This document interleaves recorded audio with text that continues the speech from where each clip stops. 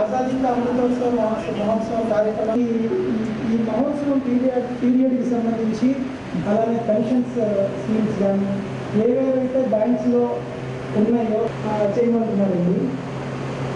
దీంట్లో భాగంగానే స్వయం సార్ 10 లక్షల వరకు గృహ రుణాలు ఇవ్వడానికి బ్యాంకుల్లో అవకాశం ఉందండి.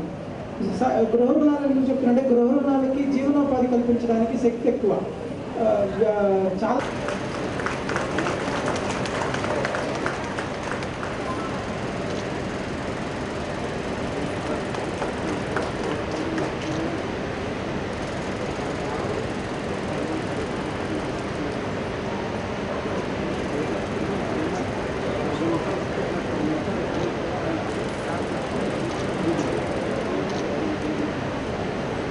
రిటైల్ లోన్స్లో సాధారణంగా కవర్ అవ్వలేదు అనిపించింది. కాకపోతే రుణాలు మళ్ళీ వాటిని తిరిగి కట్టే పద్ధతి వీటన్నిటి గురించి చెప్తుంటే చాలా సంతోషం అనిపించింది. మహిళలకి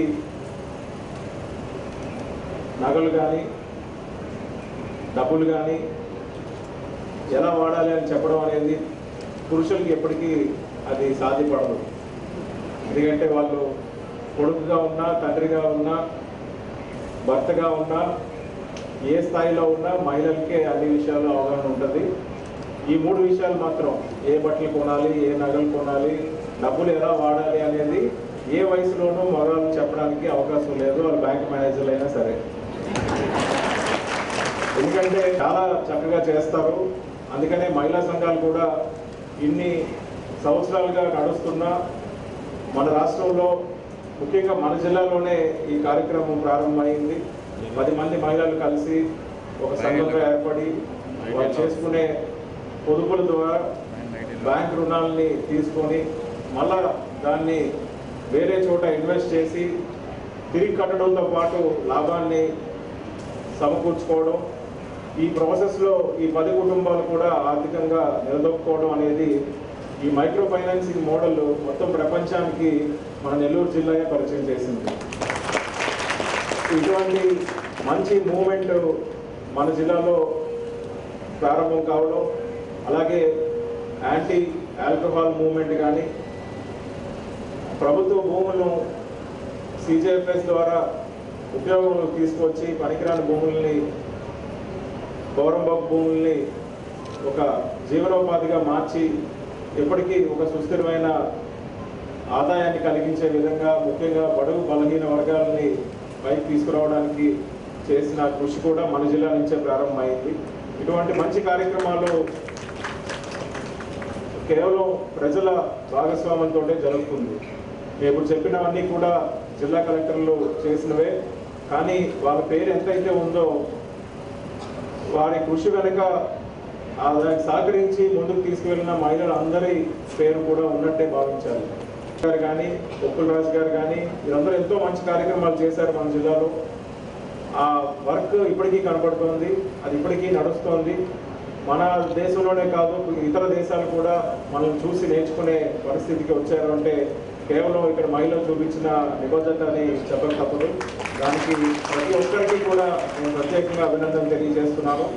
ఇదే పద్ధతిలో మనం అమౌంట్ని వాడుకుంటూ మంచి లైవ్లీహుడ్స్ తయారు చేసుకుంటూ ఇంట్లో ఉన్న అవసరాలన్నీ కూడా పిల్లల చదువు కానీ పెళ్ళిళ్ళు కానీ ఇవన్నీ చేస్తూనే ఆ అమౌంట్ని ఖచ్చితంగా మనం మళ్ళా తిరిగి కట్టి బ్యాంకుకి కూడా ఉపయోగపడేలాగా చేయాల్సిన అవసరం ఉంది. అన్ని గ్రూపులు కూడా అవి చాలా చక్కగా చేస్తున్నారని ఇప్పుడు మన మేనేజర్స్ అందరూ చెప్పారు. చాలా సంతోషం. మళ్ళీ మనం మహిళా సంఘాలు గ్రూపులు లోన్స్ గురించి మాట్లాడితే ఇప్పుడు దాదాపు 98% గ్రూపులు మంచి కేటగిరీలో ఉన్నాయి, లోన్స్ రీపే చేస్తున్నాయి, ఏ కేటగిరీలో ఉన్నాయి అన్నారు. సో వాళ్ళందరికీ కూడా మళ్ళీ బ్యాంక్ రుణాలు రెన్యూవల్ అవ్వాలి. అందరు బ్యాంకర్స్ కూడా మీకు సహకరిస్తున్నారు. మన జిల్లాలో ఈ ఆజాదీ కా అమృత్ మహోత్సవ్లో కూడా మిగతా జిల్లాల కంటే మంచి ప్రగతి సాధించినందుకు ముఖ్యంగా బ్యాంకర్స్ అందరికీ కూడా నేను ప్రత్యేకంగా శుభాకాంక్షలు అభినందనలు తెలియజేస్తున్నాను. ఈ లోన్స్ తిరిగి కట్టడం ఎందుకు ఇంపార్టెంట్ అనేది ఈ మధ్యన మీరందరూ కూడా ఈ సర్కారు వారి పాట సినిమాలో చూసుకుంటారు. పాత రోజుల్లో అప్పు గురించి మనకు వచ్చిన సినిమా ఏదైనా ఉందంటే అప్పు చేసి అప్పుకోడు, మధ్యకాలంలో అప్పుల అప్పారావు, ఇప్పుడు 3వ సినిమా సర్కారు వారి పాట. సో ఫస్ట్ సినిమాలో అప్పు దొరకడం అదృష్టం అన్నట్టు చూపించారు, అప్పుడున్న రోజులు అవి. 2వ సినిమాలో అప్పులు తీసుకొని ఎక్కువ వేసినా పర్వాలేదు, మీరు ఆ అప్పులు తీసుకొని ఎంజాయ్ చేస్తూ ఉంటే లాస్ట్కి ఎంత ఇబ్బంది పడతాడనేది చూపించారు, అప్పుడున్న పరిస్థితులు అవి. ఇప్పుడు 3వ సినిమా రీసెంట్గా వచ్చింది, మనం 100 రోజులు చూస్తుంటాం.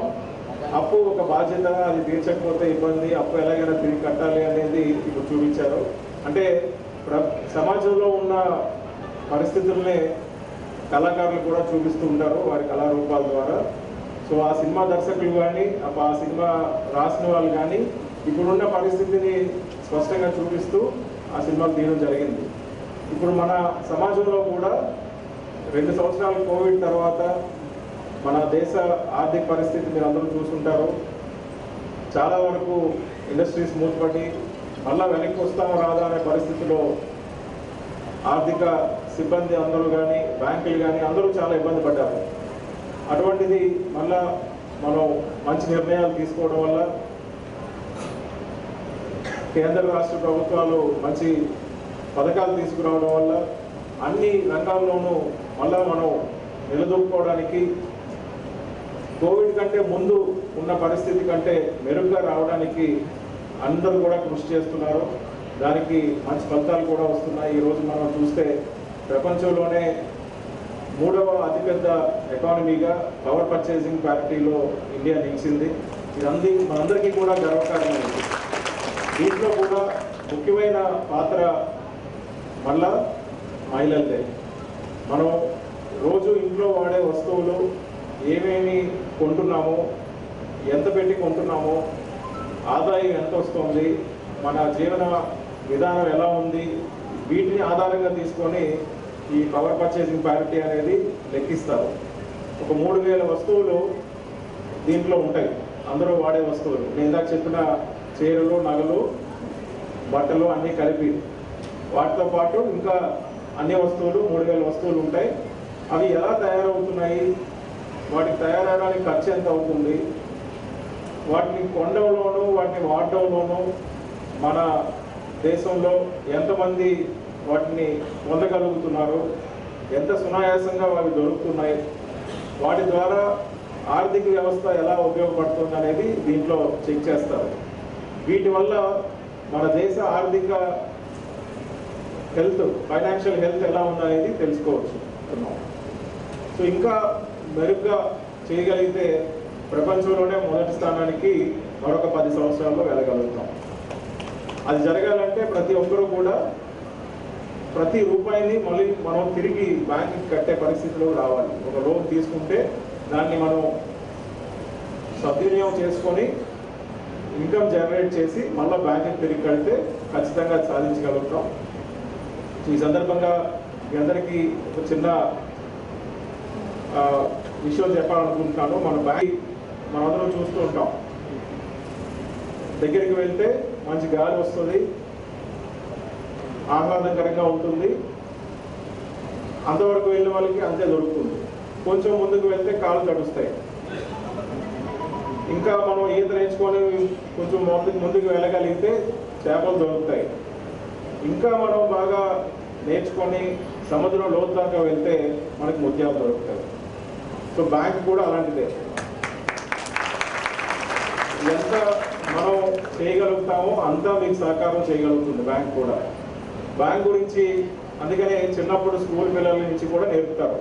ఫస్ట్ కిడ్డీ బ్యాంక్స్ అని చిన్న చిన్న పొదుపులు అలవాటు చేయడం. సో అది ఆహ్లాదాన్ని ఇస్తుంది ఆ పిల్లలకి. మేము డబ్బులు దాచుకోగలిగాము, మాకు చాక్లెట్లు బిస్కెట్లు కొనుక్కోవడానికి డబ్బులు మేమే దాచుకోగలిగాము అనే ఒక ఆహ్లాదం దొరుకుతుంది. అదే కొంచెం పెద్దవాడు అయ్యేసరికి కాళ్ళు తడిచేలాగా, అంటే మనం ఒక సేవింగ్స్ అకౌంట్ ఓపెన్ చేసుకునే వరకు మన పేరున ఒక అకౌంట్ ఉండడం, ఒక డబ్బులు మనం వేయాలన్నా తీయాలన్నా తెలుసుకోగలుగుతాం. ఇంకొంచెం ఈత నేర్చుకోగలిగితే చేప ఎలా దొరుకుతున్నాయో అలా మహిళా సంఘాలు, చిన్న చిన్న సంఘాలు మనం ఒక 10,000 సేవ్ చేయగలిగితే ఈరోజు ₹1,00,000 దాకా లోన్ వస్తుంది. ఇంకా మనం ఈత నేర్చుకొని సముద్రం లోతు దాకా వెళ్ళగలిగితే ముత్యాలు ఎలా దొరుకుతాయో అలా పెద్ద పెద్ద సంఘాలు పెద్ద బిజినెస్లు చేయగలిగి మీరు ఒక 100 మందికి ఉద్యోగం ఇచ్చేలాగా, వారు మళ్ళీ బ్యాంక్ నుంచి లోన్ తీసుకునేలాగా చేయగలిగితే ఖచ్చితంగా మీరు ఆ ముత్యాలు కూడా ఆ సముద్రం నుంచి తీసుకున్నట్టు. సో సముద్రం ఎలా అయితే మనిషికి ఎన్నో విషయాలు నేర్పుతుందో బ్యాంక్ కూడా అలా ఈరోజు మన జీవన విధానంలో మనకున్న పరిస్థితి బట్టి మనకి సహకారాన్ని అందిస్తుంది. ఈరోజు మనం చూస్తున్నాం, లోన్ అవుట్ రీచ్ ప్రోగ్రామ్ పెట్టారు, ఇంతమంది వచ్చారు, రకరకాల లోన్స్ బ్యాంక్స్ నుంచి అందుతున్నాయి. నాకు ప్రత్యేకంగా ఆనందాన్ని ఇచ్చేది ఒకటి, మీరు తిరిగి కడుతున్నారనే విషయం అయితే, రెండవది ఎంఎస్ఎంఈ కూడా లోనింగ్ పెంచగలిగామని చెప్పారు.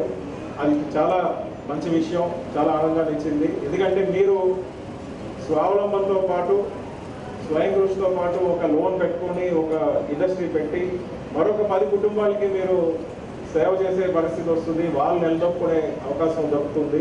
సో ఇటువంటి అవకాశం ఉన్న ఎంఎస్ఎంఈని ఇంకా మరింతగా ప్రోత్సహించాల్సిందిగా బ్యాంకర్స్ అందరికీ ఈ సందర్భంగా విజ్ఞప్తి చేస్తున్నాను.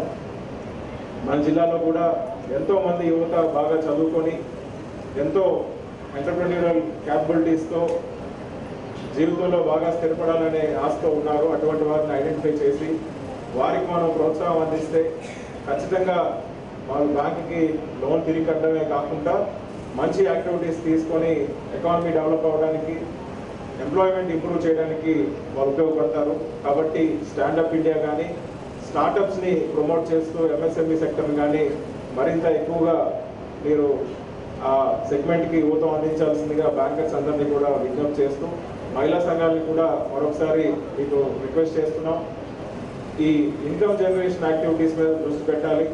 ఆల్మోస్ట్ అన్ని గ్రూపులు కూడా ఏదో ఒక యాక్టివిటీలో మీరు ఇంకా ఎక్కువ మంది సభ్యుల్ని కలుపుకునేలాగా, ఇంకా ఎక్కువ ఇన్కమ్ జనరేట్ చేసేలాగా ఆలోచన చేయాల్సిందిగా, దానికి ఖచ్చితంగా డిఆర్డిఏ మరియు డ్వామా ఎప్పుడూ సహకారం చేస్తారని కూడా తెలియజేస్తూ, మన జిల్లాలో వ్యవసాయం ఎప్పుడు కూడా లాభసాటిగా మారాలి. చాలామంది ఇప్పటికీ ఇంకా వ్యవసాయం మీద ఆధారపడుతున్నారు. దాదాపు 65% మంది ఇంకా వ్యవసాయ ఆధారిత కుటుంబాలు. కాబట్టి వారందరికీ కూడా మనం సమయానికి ఈ వ్యవసాయ రుణాలు అందించడం, వడ్డీ లేని రుణాలు ఇవ్వడం, వారికి లోన్స్ రెన్యువల్ చేయగలిగితే వారు మనకి అందరికీ కూడా ఆహారాన్ని ఇస్తారు. ఎంత సముద్రంలో ఈత కొట్టినా మళ్ళీ మనం ఆ చేప తినాలంటే అన్నం ఉండాలి. కాబట్టి మనకి అన్నం వండించే రైతులు ఎప్పుడూ మర్చిపోకూడదు.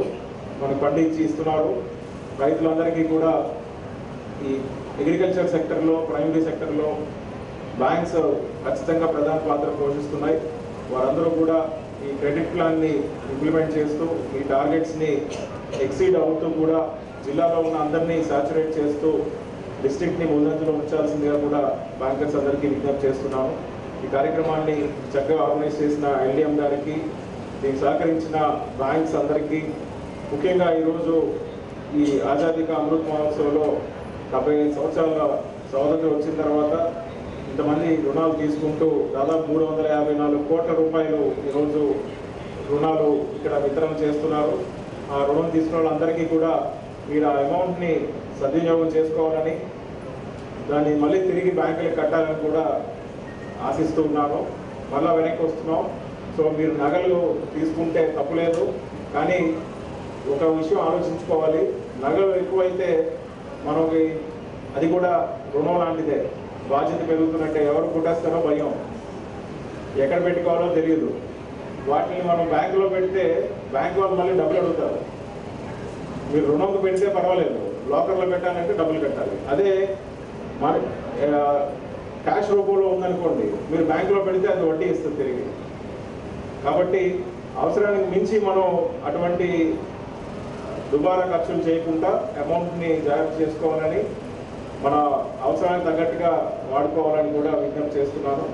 మన పవర్ పర్చేసింగ్ పారిటీలో ప్రతి ఒక్కరికి అవసరమైన 3000 వస్తువులు మన దేశంలో దొరకాలి. అవి తయారు కూడా కావాలి.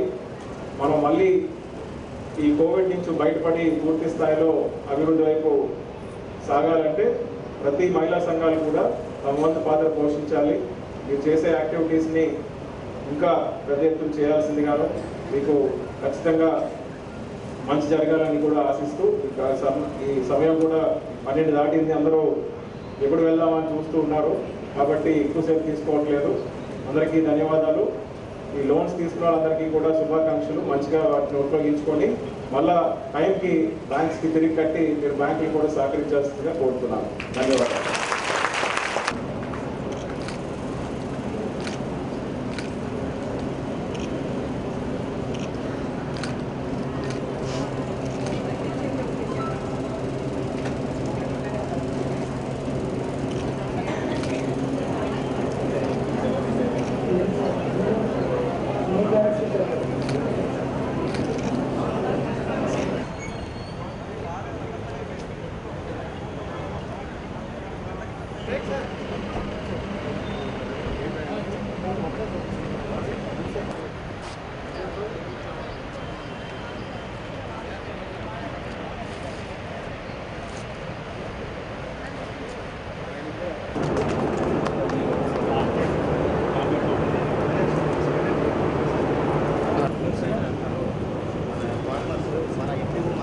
జిల్లాలో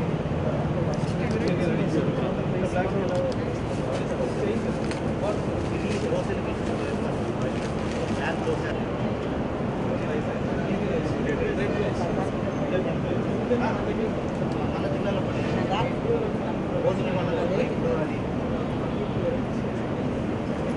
ల్యాండ్ నేమించి